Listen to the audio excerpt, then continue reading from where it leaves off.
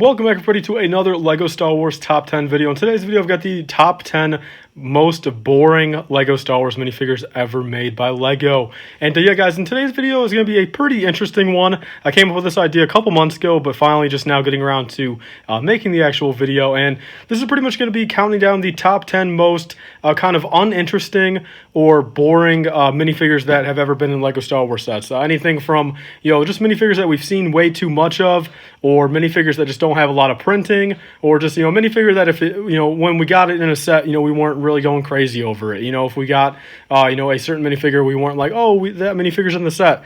It's just kind of there. So this is pretty much a top 10 list. Going to be kind of a quick video.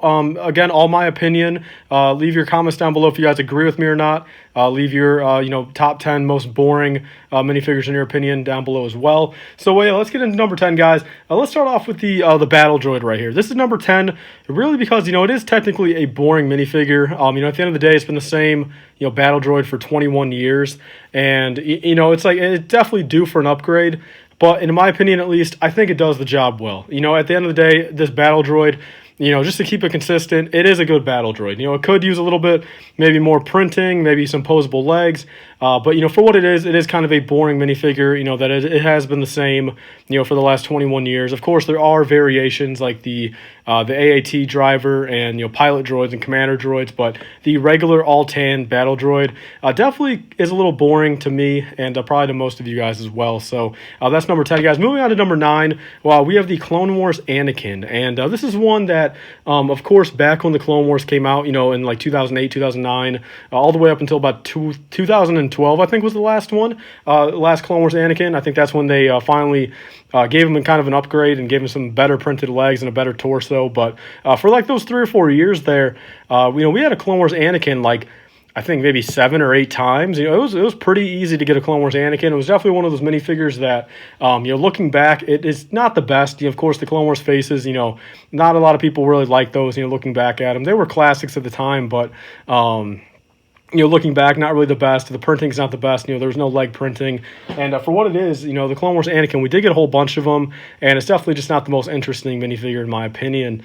Moving on to number 8, guys, pretty much the same concept as the Anakin. We have the original Chewbacca. So this is the one before any of the printing in 2014. This is the original all brown or all reddish brown Chewbacca that we had ever since like 2001, I think was the first time we got one, and all the way up until 2013. So about a dozen years right there. It was just the same Chewbacca, no print, just the same mold.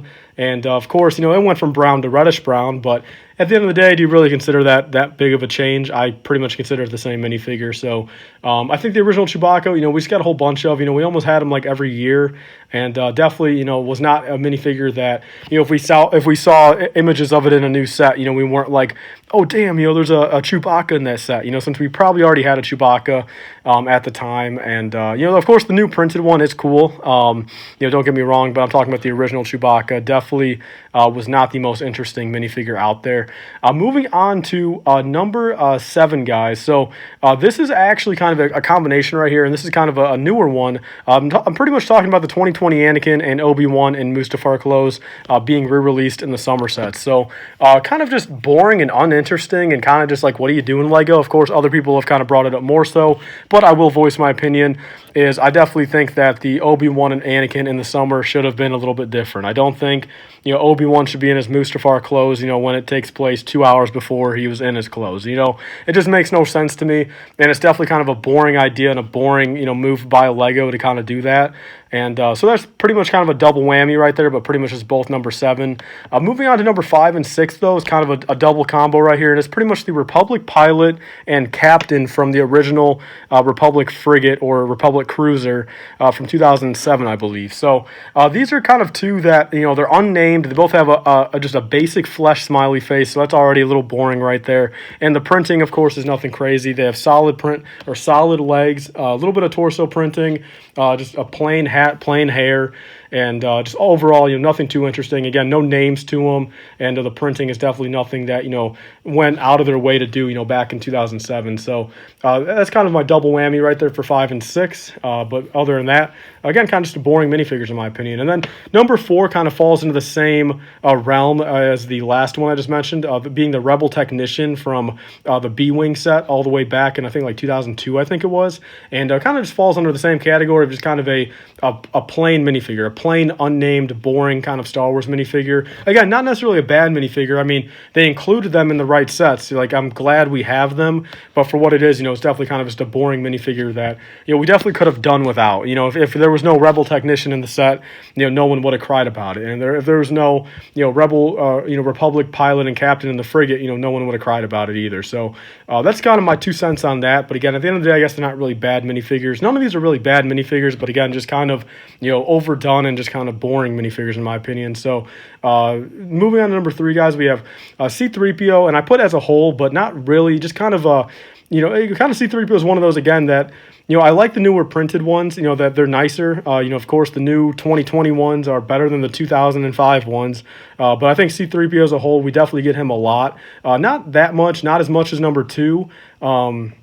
The next one on the list, but I think C-3PO as a whole, we do see him quite a lot, often, about once a year or so, and, it's just another one of those characters that, if he did not come in this specific set, no one would have been mad he's not there, since probably everyone has a C-3PO, probably has many we all have many variations of him, and, again, if he doesn't come in a set, it's not like we're going to be sad about it, so, that's my number 3. Moving on to number 2, guys, his brother-in-arms, we have R2-D2, another one kind of falls into the same fate as C-3PO, that we just get a whole bunch of R2-D2s. Everyone has an R2-D2. We all have probably 5 of the light bluish gray ones. We all have probably 5 of the chrome silver, or the metallic silver ones, and we all have probably about 10 R2-D2s altogether. I know I've got about 5 or 6 myself, and it's just another one of those that, it just comes in a whole bunch of sets, and at the end of the day, I know they've upgraded it, and of course the 2020 ones, as I said, are better than the older ones, but it's still, to me, kind of just a boring minifigure to get,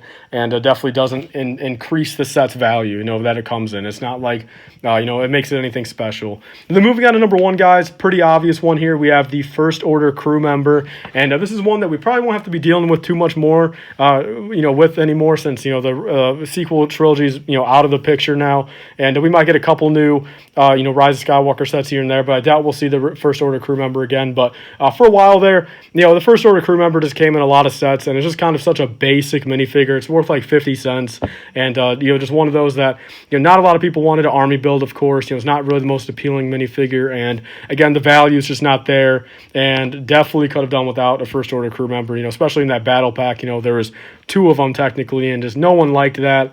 And that's pretty much my list, guys. Kind of, again, a quick video. Kind of wanted to make this video, kind of give you my thoughts.